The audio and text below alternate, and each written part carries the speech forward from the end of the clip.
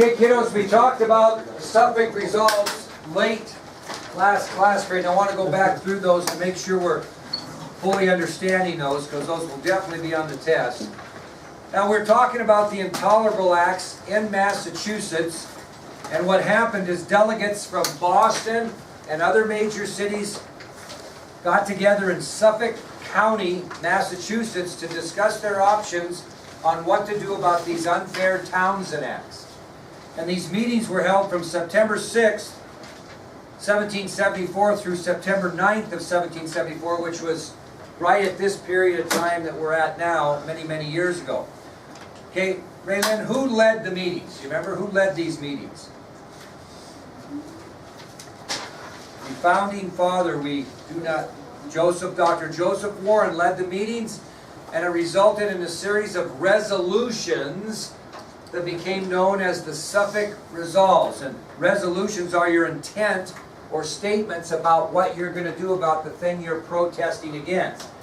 Now, these resolutions made 6 statements. 1, they proclaimed the Intolerable Acts as to be unconstitutional and void. Right? We have that down. 2, they called for the resignation of all officials in charge of enforcing those intolerable acts. Number 3, it urged Massachusetts to establish their own free and separate state, which would have been free from the other 13 colonies. It also stated that the future tax collections be collected by Massachusetts officials and not by British officials. Suffolk Resolves also stated for a boycott of British goods in trading with Great Britain, which was different than the Non-Importation Acts, because that was only done by merchants. This was going to be done by every citizen in Massachusetts. They would no longer trade or buy British goods. And probably the most radical is Suffolk Resolves advised the people of Massachusetts to appoint military or militia officers and commence arming local forces. And again, a militia is a non-unified army. Okay, it's a particular state or colony's army, and it's called a militia. And we'll hear about militia throughout the Revolutionary War, because each colony is going to have a militia against the British, and then George Washington's going to have an overall Continental Army, and they're going to fight together. Probably one of the most famous militia commanders ever, which didn't have anything to do with this time period, was Andrew Jackson, who led the Tennessee militia during the War of 1812. We'll talk about that much later. Okay, any questions on the Suffolk Resolves? Okay, that's going to take us to our last subtopic of this test material. The First Continental Congress is established. The First Continental Congress is established.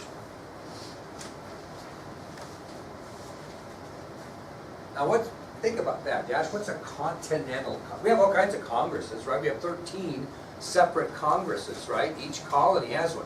What's the first continental congress, Dash? Like one from each of the 13 colonies? Get together. Very good. One from each of the 13 colonies get together and put up one continental congress. Unfortunately, there was one colony that did not represent themselves here. We'll talk about that. So, on September 5th of 1774, on September 5th of 1774, delegates from 12 of the 13 colonies all got together or assembled in Philadelphia, Pennsylvania. So on September 5th, 1774, delegates from 12 of the 13 colonies assembled in Philadelphia. Only colony didn't show. Anybody want to take a guess? Massachusetts. Nope. See how long it'll take, because we got 13 chances. New Jersey. Nope. Rhode Island. Nope. Rhode Island. Florida wasn't even on. Canada. Virginia. Exactly. Virginia, no. Carolina. Delaware. Which one? North. Nope. South. Nope. West. No, there's no West Carolina. Come on, look at the map. Pennsylvania. Nope. New York. Nope. Massachusetts. Connecticut. Nope. Vermont. Wyoming. Nope. Massachusetts. Wyoming? Now listen, we've done 10 nopes. We only got 3 left. You said Maine. Maine, no. West Virginia? Boston. I can't see that. Georgia. Georgia was a thing then? I said that one. Did you? Georgia was the only one that was not represented. Now this meeting in Philadelphia became known in history as the First Continental Congress. Became the First Continental Congress. These 12 of the 13 colonies get together in Philadelphia. Yep. So why didn't Georgia want to be represented? They weren't, you'll find out about Georgia, they weren't the most organized colony at the time. They were one of the last ones to come in and really did not establish a tremendous government. They were more kind of, I guess in a better term, they were kind of Western at the time. They weren't exactly very well established at the time. And that's going to continue for a while. We'll talk about that. Now, here is what happened during the meeting. These four things happened during this First Continental Congress. First of all, these delegates who made up the First Continental Congress, number one, they demanded an immediate change in British policies. They demanded an immediate change in British policies. So the first thing that was discussed was a demand on an immediate change in British policies.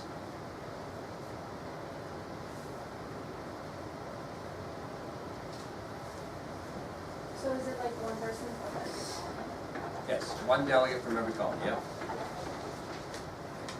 Second thing that happened, this was kind of interesting, Dr. Joseph Warren asked a fellow by the name of Paul Revere to ask publicly each of the colonies to accept the Suffolk Resolves that, remember, were made in Massachusetts. Remember those statements were made, we know as the Suffolk Resolves? Well, Dr. Joseph Warren from Massachusetts wanted all of the other 12 colonies to agree to those. And so he sent Paul Revere, who later will do a famous midnight ride, which is way overrated, by the way. And we'll talk about that later.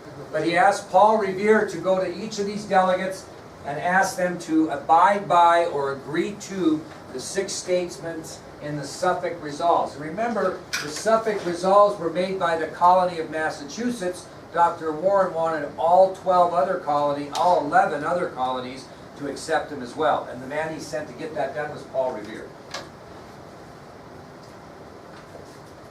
Well, the third thing that happened because of what Paul Revere did is all 12 of those colonies did accept the Suffolk Resolves. So after Paul Revere goes and throws his speech out and tries to convince all 12 to accept the Suffolk Resolves, all 12 then do accept the Suffolk Resolves.